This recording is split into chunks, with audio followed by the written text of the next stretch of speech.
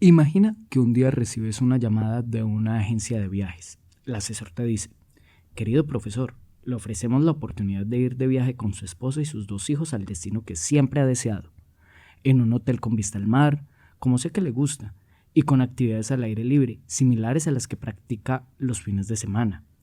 Lo mejor de todo es que esta oferta se ajusta perfectamente a su salario. ¿Qué le parece?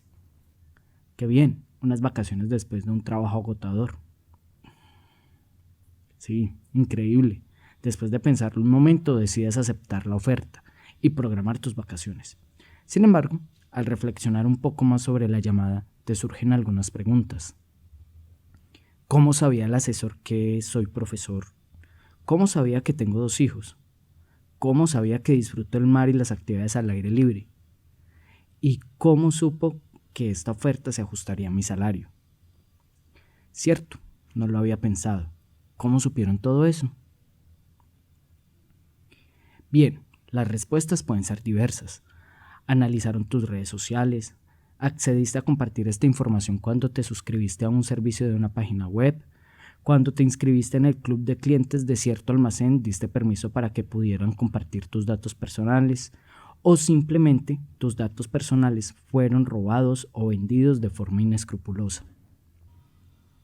Hoy por hoy, los datos personales son un bien muy apreciado por muchas empresas para poder analizar y planificar todas las estrategias comerciales que se les ocurra. El dato personal abarca información sobre las personas, independientemente del medio utilizado para capturarla, almacenarla, manejarla, usarla, registrarla o comunicarla.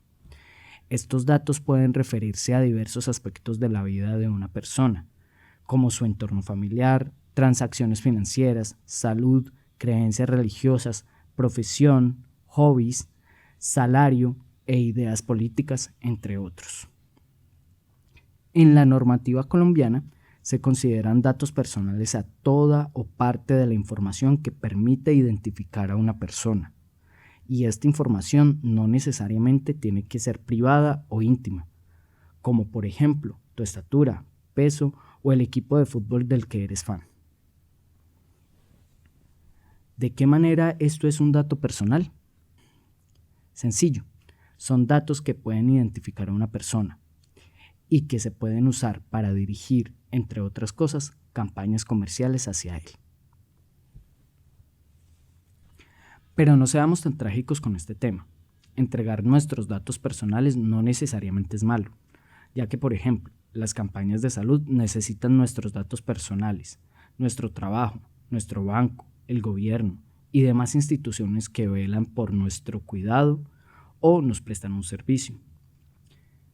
Por supuesto, ¿cómo te podrían atender en un hospital sin dar al menos el número de identificación?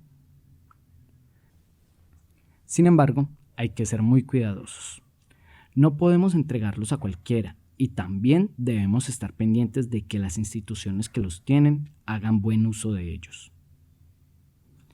Se ha establecido que en cualquier sistema de redes de información es difícil garantizar que la información recopilada se utilizará únicamente para los fines autorizados.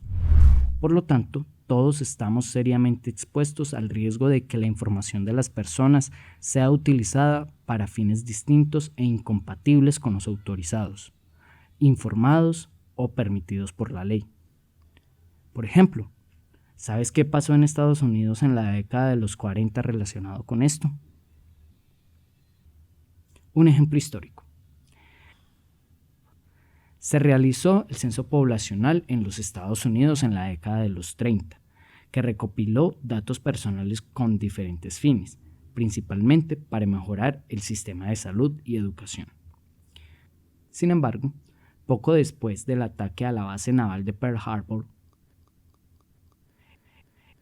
el gobierno ordenó la elaboración de un listado de las personas japonesas o descendientes de japoneses residentes en el país, basándose en los censos anteriores. En 1942, estas personas fueron obligadas a mudarse de sus zonas de residencia y a ubicarse en centros de reubicación en la costa este de los Estados Unidos. En este caso, el uso indebido de los datos personales estuvo precedido por la recolección legal de los mismos.